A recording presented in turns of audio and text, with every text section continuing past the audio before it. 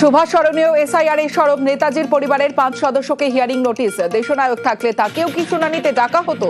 প্রশ্ন তুলে তোপ। নাগরিক মৃত্যুর দায় নিতেই হবে কেন্দ্র কমিশনকে। কৌরবদের সঙ্গে লড়াই বলে চ্যালেঞ্জ মমতার। আজকে কি সুভাষচন্দ্র বসু বেঁচে থাকলেও তার নামটাও তাকে হিয়ারিং এ ডাকা হতো, ওই ফেক চাওয়া হতো আপনি ভারতীয় কিনা। চন্দ্রবাবুকে তো অলরেডি ডেকেছে।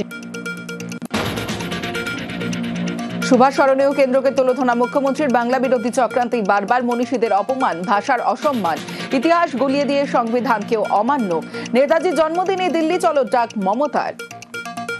মনীষীদের অসম্মান করা হচ্ছে, সারাক্ষণ চক্রান্ত করে বেড়ায় বাংলার বিরুদ্ধে। আর একবার উঠুক স্লোগান, চলো দিল্লি চলো, এবং এই দানবতাকে সরিয়ে দিয়ে মানবিকতাকে প্রতিষ্ঠা করো। সময় শেষ। সুপ্রিম নির্দেশেও বেপরোয়া প্রশান্ত বর্মন। আজই আত্মসমর্পণের ডেডলাইন। এখনো বেপাত্তায় নিউ টাউনে সোনা ব্যবসায়ী খুনে অভিযুক্ত। তবে কি ভিন রাজ্যে গাটাকা রাজগঞ্জের অপসারিত বিডিওর গতিবিধিতে ধোঁয়াশা।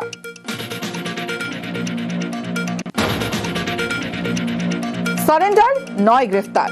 আরো জোরালো প্রশান্ত বর্মনকে জালে তোলার সুযোগ। আত্মসমর্পণ না করলে আদালতে গ্রেফতারির আবেদন পুলিশের। কোর্টে সবুজ সংকেত মিললেই অ্যাকশন বিধাননগর কমিশনারেটের।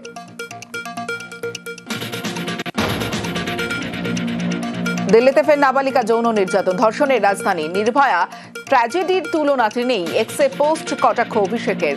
বাংলা পরে আগে বিজেপি শাসিত রাজ্যে বদল আনার পরামর্শ। নারী সুরক্ষা থেকে জঙ্গিহানা, দূষণ ইস্যু ধরে ধরে খোঁচা মোদির শাকে।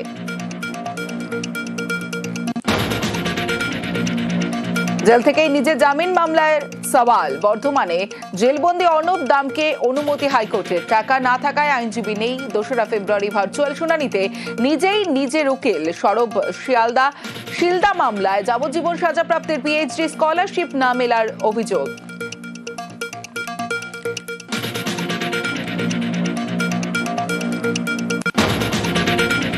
কাগজ দেখে ক্লান্ত বাঙালি, এসআইআর যেন শুধু হয়রানি। দিনে দিনে বদলাচ্ছে নিয়ম। সুপ্রিম নির্দেশে চাপে কমিশন, নাজেহাল মানুষ।